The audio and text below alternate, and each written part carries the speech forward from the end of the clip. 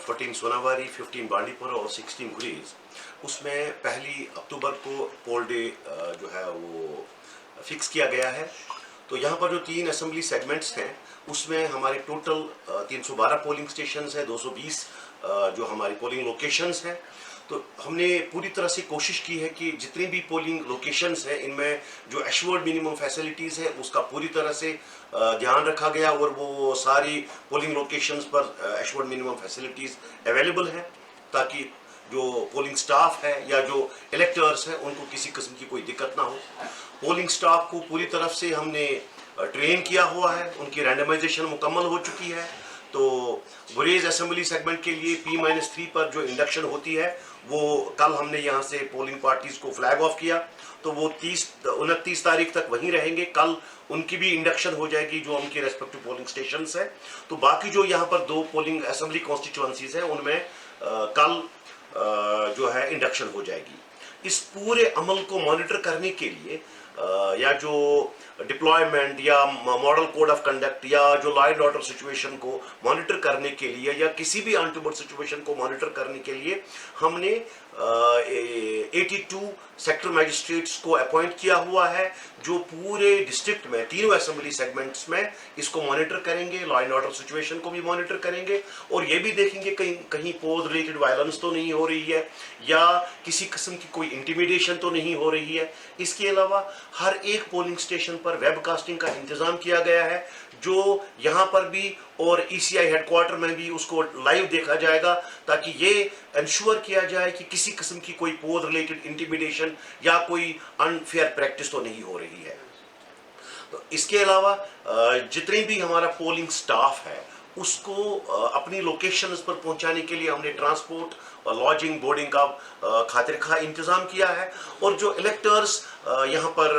Polling stations में अपना vote cast करने के लिए आएंगे उनके लिए भी हमने क्यू मैनेजमेंट का इंतज़ाम रखा है और हमने हर एक पोलिंग स्टेशन पर ये इंश्योर किया है कि कम से कम 10 कुर्सियां, जो इलेक्शन कमीशन की इंस्ट्रक्शंस हैं, 10 कुर्सियां वहां पर रखी जाएं, ताकि जो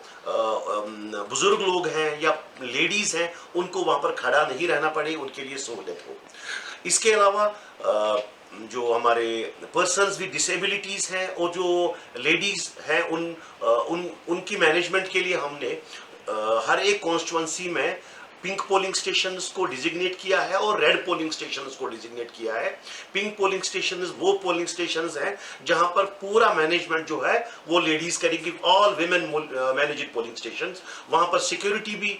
लेडीज के हाथ में होगी और जो पोलिंग अमला है वो भी लेडीज पर ही मुश्तमिल होगा। और जो रेड पोलिंग स्टेशंस हैं वहां पर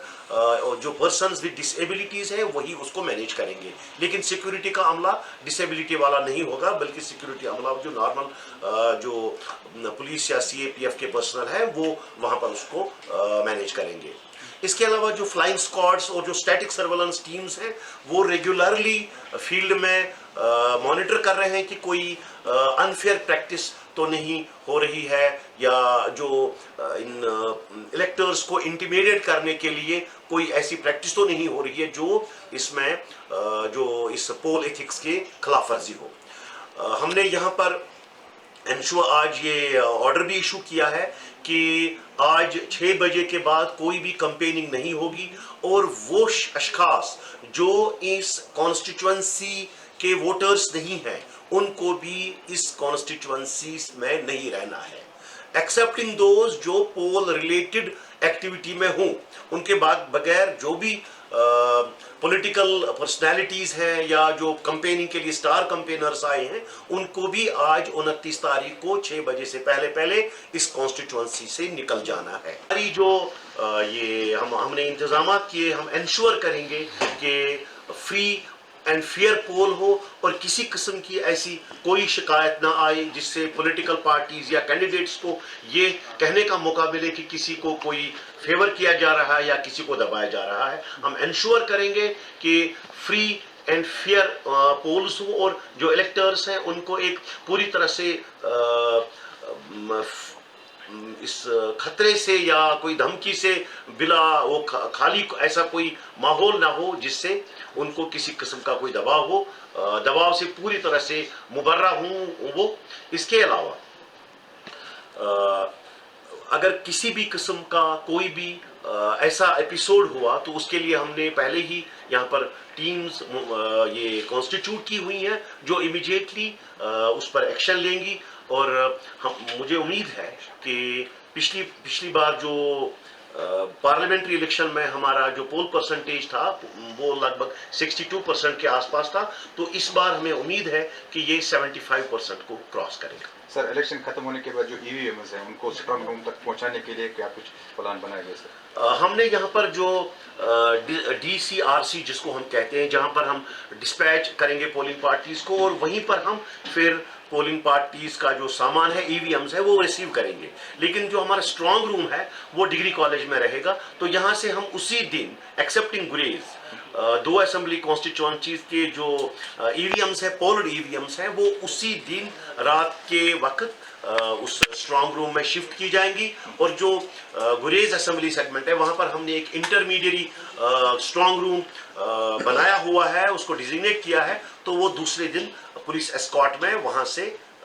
यहाँ स्ट्रांग रूम में शिफ्ट हो जाएंगी। और वहीं डिग्री कॉलेज में हमने जो काउंटिंग हॉल्स हैं वो भी एस्टैब्लिश किए हैं और इन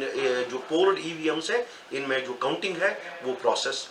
8 तारीख को ECI की डायरेक्शंस के मुताबिक किया जाएगा।